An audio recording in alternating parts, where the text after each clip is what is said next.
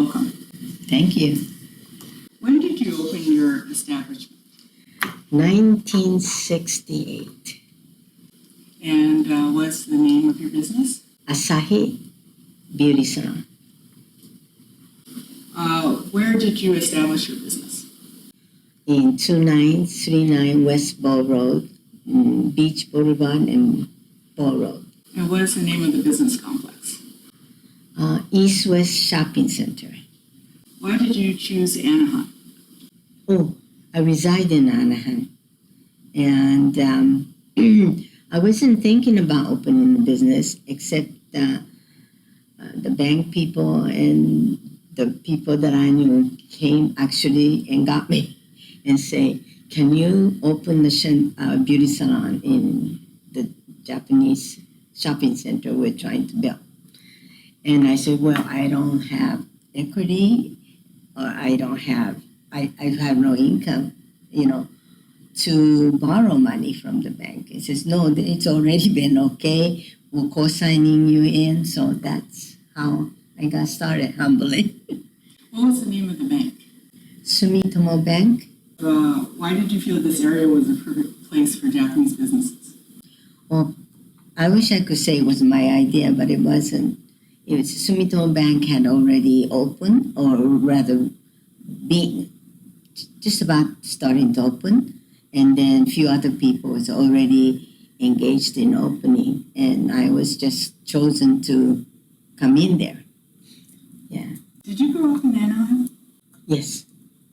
I was born here and went to Japan after the war and then come back again. I stayed in Japan, I believe 7 years. So which hospital were you born in? Mercy Hospital in Sacramento, and then to the camp. Can you give me a little more detailed information about your background? Let me see. Well, I was, as I say, born in Sacramento. And at that particular time I was born, my father was already in the camp. And after I was born, then they sent my mother and I back into the camp. And then we stayed at the camp till the war was over. And then they left to Japan. And there I went to Japanese, it was the rest of the Japanese people there. I went to school, grade school. Then my father decided he wants to advance more in life. And he had, unlike other people, he had property here as well as in Japan. So, but then he still wanted to come back to the United States. So there he did. And then from their time, my parents had a chicken farm. And then chicken farm had to come to end because all these people started moving in. And of course, chicken farm was not a welcome. So then we closed that up. And then my father started gardening. And we bought a property in the Villa Park. And then, so basically in Anaheim area, I was raised. Yeah. Which camp did your family go to? To the lake. And then in regards to your chicken farm, then where was that located? That's located on Catella, between Knott Avenue and Cerritos, on Catella. Do you still have any photos of that chicken farm? I probably have to look for it, but I may have it, yeah. I think that'd be interesting for people to be able to see. Mm-hmm. So how long have you been doing business here? About 50, going on 51 years in one location. Yeah. Have you seen a lot of your Japanese clientele during the early years? Was the biggest amount of Japanese Americans that came to your shop, or was it scattered? Japanese people, unlike other race, they are more scattered than they're together. Nevertheless, I had a great deal of Japanese people came to my salon, then and now as well, because we speak, or rather I speak both language. So that makes them more comfortable for the older people. And I can talk about old times with them because of my Japanese language. And so they seek out for that kind of friendship. What do you feel is the main reason for that area of Japanese businesses to expand in the late 1960s and 1970s? At that area? One is that Japanese people had a great need for some place to go, which that speak Japanese, because they're longing for that. And that's why I think few people got together and opened a Japanese center. So everybody pretty much welcomed the Japanese people, and then of course we speak the Japanese language, so they were comfortable. So almost weekly people would come, even so they get a hair done and they go to Nippon Food and shop, and it was kind of nice time for them, for the people finally at that time. For the current generations, they didn't know about how Anaheim was so involved in terms of having Japanese businesses, Japanese American churches. What could you tell them about the good old days?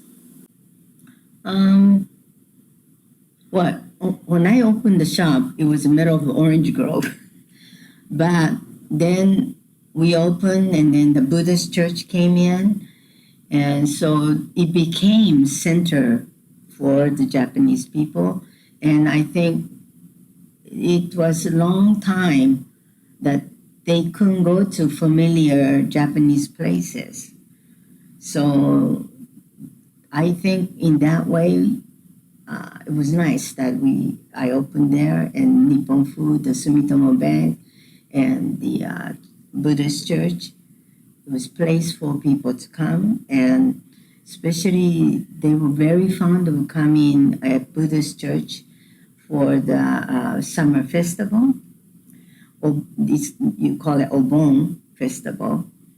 And of course we do Japanese dancing, and then flower arrangement, all kinds of displays of Japanese culture.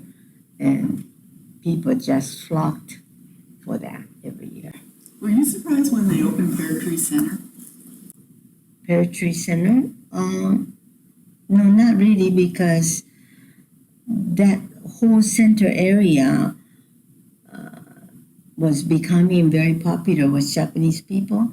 So therefore, the Pear Tree is, I don't want to say copy, but it followed, you might say, yeah. So how many businesses were in East West Shopping Center? 10? East West was probably around 10, and Pear Tree was another half dozen. Yeah. So the reason why there was a need to start Pear Tree was there was no more space in East West.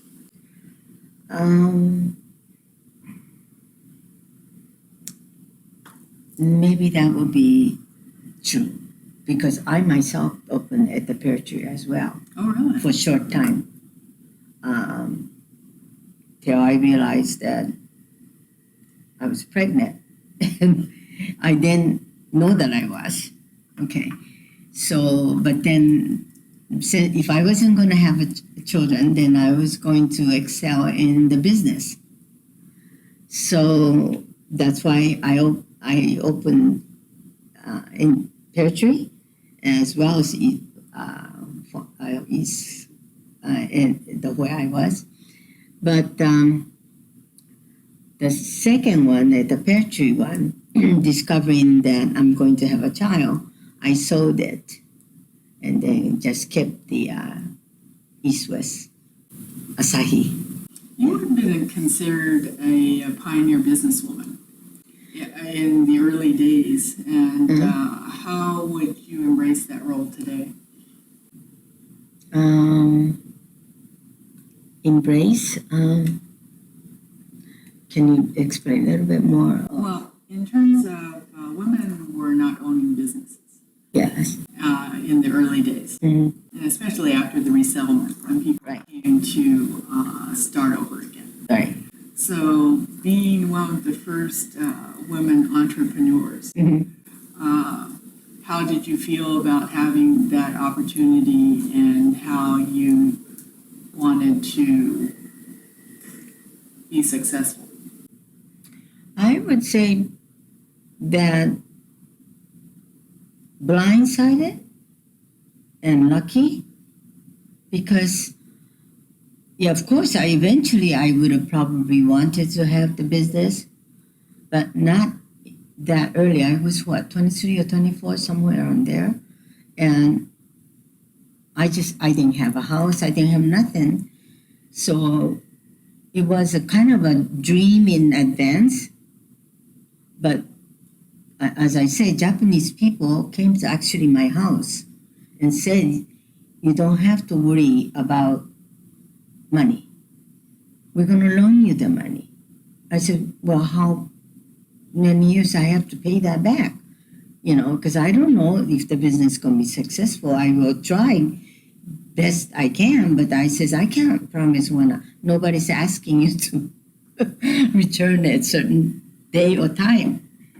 And so, with that kind of understanding, I have to have been very lucky because there was somebody to co-sign, and the head of the bank, they backed me up, and there I was. So I had really no plans at that particular time. Yeah, maybe later on. Then, of course, I did work very hard, but the 10,000 that was quite a bit of money at 50 some years ago, and I paid that off in 3 years. So I say I progressed very fast at that particular time. I don't know about now, but at that time, yes, I did very well. That's a great accomplishment. Yes. When you were meeting your customers and doing their hair, it's like, were there any stories that you heard during the years that impressed you the most? Actually, there's so many of them, but I haven't really given too much thought. Can you be more specific about? Well, in terms of, people came back after the war, and a lot of them struggled Yes. to be able to reestablish themselves in the community. For those that came back to Orange County, to Anaheim, do you have any stories of how people felt and how they were happy that they did come here? For all the stories that I have heard, I felt the Japanese people are excellent in that they may hold grudges, but they don't explore that or show the anger or anything, because the stories I have heard and things, and the things they had to rise above, I would thought that they would be much more bitter people, but no. I think that's one thing I, myself, my family, I think we can be proud of. We don't hold grudge. That was a wartime. It was not, that, et cetera, and people just rise above it and go on with it. And I think that's what impressed me the most as far as people in general, of all the stories I've heard. Because some of them, the son went to the war, but the parents were in the camp. And that parents are the ones that I was doing the hair. So, and they don't really when they talk to me, they talk to me normal. I'm talking. They didn't have no anger or no bitterness. And I'm thinking, would I be the same? You know, especially some of them have lost children. But they just all rise above it, and they didn't even cling together. Actually, as I say, Japanese people was quite separate. Your other race, they cling together more or less. But no, I feel, maybe prejudice, but I think we are very strong people in that we hold it in and just go on with the life. You know, since you've lived in Anaheim, did you ever feel any prejudice to being a Japanese or Japanese American? Earlier in the time, I might have had some comments of passing people. But here again, I says, oh, I feel sorry for them that you have to do that or whatever and just get on with it. There's always going to be some. Because it doesn't really have to be race either. It could be that anything else for that matter. Maybe they don't like your personality or whatever, the case. So, no, I didn't really suffer at any given time. I mean, bother me for a minute, but it just said, oh, gee, poor people, they don't know any better. Since this is going to be used for an exhibit in 2019, what do you think is a message that you would like to give people who come to learn about the Japanese and Japanese Americans in the city of Anaheim? I think the love is the most important factor, that you care for each other, and then just whatever shortcoming you have, just rise above it. And I think Japanese people could be example of that because of the experiences that we have gone through in the past or whatever. We don't go and destruct things and, disrupt. And I think that's most important, is loving and caring. You won't have the problem.